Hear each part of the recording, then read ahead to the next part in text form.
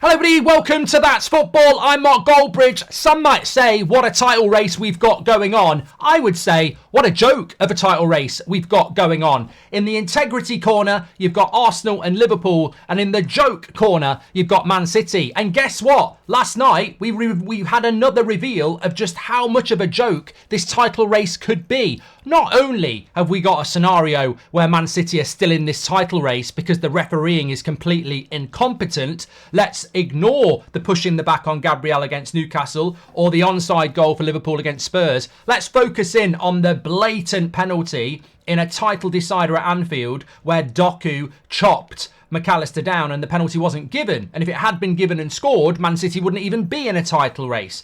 But no, not just that. Last night, we saw another side of it where Aston Villa basically put their B side out against Man City. How many times will Arsenal and Liverpool get to play teams who are on the beach or weakening their side? Not many. We'll prove that in a moment. But on top of that, let's also not forget the 1-1-5. You've got Everton, you've got Nottingham Forest having points deducted and being thrown into a relegation battle for one or two breaches. You've got another team with 115 who have no points deduction and are still allowed to compete for major trophies. So, look, the integrity of this title race, in my opinion, is a farce. And I don't really care what you think, because you'll have your say in the comments. But there are more than one or two reasons to question the integrity of Man City's title charge. Of course there is. And last night just added to it. And I want to say, look, I want Villa to do well. I think they've been fantastic this season and they've got no obligation to help anybody out in this title race.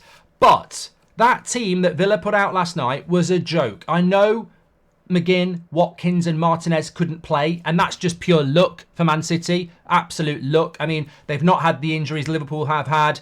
They're already the best team in the world, having won the treble, and they get a hell of a lot of luck that goes their way. We've seen offside goals given, dodgy penalties given. They surround the referee every week like flies round shit, and we know who the shit is. And the point is, they've had a lot of luck. They've had a lot of luck. And they got very lucky yesterday because Villa, with the players they had missing, also benched Tielemans, Bailey, Torres, all players that should be starting that game. Why did they do it? They've got bigger fixtures to come, more winnable fixtures to come. They know that if they put everything into Man City last night, they might be tired for Brentford at home on Saturday, which is a better chance of 3 points. They're also still in Europe. So we've got to take that into mind. This is now really important. It's not just about looking at the title running and going, you know what, Villa could be a tricky game for Man City. Burnley would have been more tricky for Man City last night at home than Villa because the team Villa put out was crap.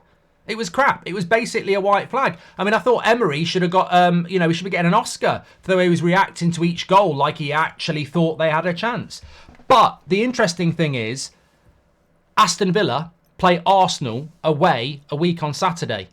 Absolutely no chance that Arsenal will put a team out. Villa will put a team out like Arsenal, like they did against Man City. And that's what I mean about a joke. It's just the way it everything just seems to me, and which is why I won't move away from Man City winning the league. Everything seems to be falling for them. The charges, the decisions they get, the decisions other teams haven't had, the teams they play against, the injuries, the squad they've already got anyway. If Liverpool or Arsenal can win this league, they deserve statues because Man City already came into this league as hot favourites and they've had so much go their way. And look, I'll always default back to the refereeing decisions. I think the integrity of the league is in the mud if Man City win this league by 1 or 2 points. But let's have a look at it because Man City have probably got more games where they're going to play more teams that can't be arsed. I was looking at Arsenal's run-in. Brighton on Saturday, they'll have a go, and that's away. Villa at home, they'll definitely come and have a go, unlike Etihad. Wolves away will be tough for Arsenal as well. Chelsea at home is a London derby, so they'll have a go. Tottenham away, well, they're going for top 4, and it's a North London derby, so they'll have a go. Bournemouth at home is probably a team where Bournemouth probably will be on the bench for Arsenal. Man United away will have a go because we've had a shit season, so it will turn into a bit of a cup final for us. And Everton at home, I mean, Everton probably will be safe by then. So out of their last, 9 games, there's 2, Bournemouth and Everton at home, which I think might be straightforward for Arsenal. The rest of them, I think they'll get a game.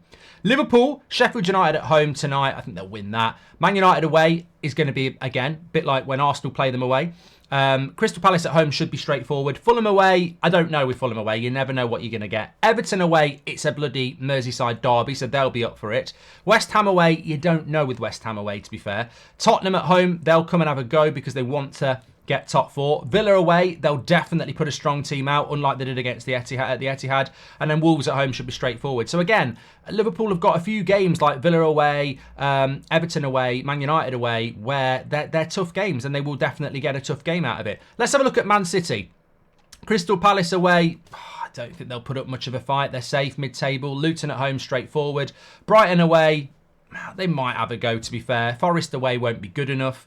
Wolves home, easy. Fulham away, you don't know what you're going to get there. West Ham at home, straightforward. Tottenham away could be a bit of a tough game. So really, Man City, I would say, have only really got Tottenham away that's going to be a test. Whereas Liverpool and Arsenal have probably got 3 or 4 games where they're going to get a real test. So, as I said, Man City don't need help. I've been saying this all season. We were playing them in the Manchester derby at Old Trafford. Apparently, Højlund grabs hold of Rodri. Referee on the pitch doesn't give a penalty. Michael Oliver in his... I mean, you know what? If you're an Arsenal and Liverpool fan, don't forget that. Do not forget that. That was 0-0 at that point. Referee on the pitch didn't give it. VAR, Michael Oliver, decides to go and say you might want to have a look at it. Sickening. Doesn't get spoken about enough, that penalty. Arsenal, Liverpool fans, go back and check it. It wasn't given on the pitch. The VAR said take a look at it. You have a look at it. It's nowhere near as bad as what happened to Nunez at the weekend and no penalty was given. It's a complete and utter dive from Rodri and they reviewed it on VAR. Some of the decisions Man City have had this season, Liverpool fans need to be doing little compilations of it. It's an absolute joke. And these things make a big difference. They make a very, very big difference. And I think across the course of the season, they've been ridiculously lucky. Even the Fulham game. Fulham were playing really well at the Etihad. An offside goal gave Man City the lead at half-time and it burst the bubble of Fulham and then they got destroyed in the second half. There's been so many examples of it. I don't think it was a penalty at Goodison Park with the handball. We've seen loads of those not given. But they surround the referee and they get it. There's so much that's gone Man City's this way this season and they're already the best team in the league. I just think the integrity of it's a joke. I mean, I don't really want to talk about the 1-1-5 too much because... it is a joke that Forest and Everton have had points deductions for minimal charges. And then the excuse is, well, it takes a lot longer when there's a lot more charges. I mean, has anybody pondered that for a moment? So Everton and Forest have had points deductions very quickly for doing hardly anything wrong. Man City have done loads wrong and can just watch the league get deductions and carry on fighting for titles. There's something not right there, isn't there? I understand the legal process that it takes ages because there's loads of charges. But Forest and Everton are potentially getting drawn into relegation battles for not doing very much. Man City just are allowed to prosper. And for some reason in this league as well, the refereeing is pro-City. People might say 10 years ago it was pro-Man United. I don't know. It was a long time ago. It feels like a very long time ago that we were good. But you watch Man City games and the referees, they're either really thick, falling for it all the time, or they are pro-Man City. It's a joke. But look, that's my thoughts on it. Get in the comments. I think that Villa disappointed me last night. Not because they've got every right to do what they did, but when they play Liverpool at Villa Park, they'll put a strong team out. When they play Arsenal in a week or two at the Emirates away from home, they'll put a strong team out. But when they play Man City, they put a weak team out. I get why they're doing it.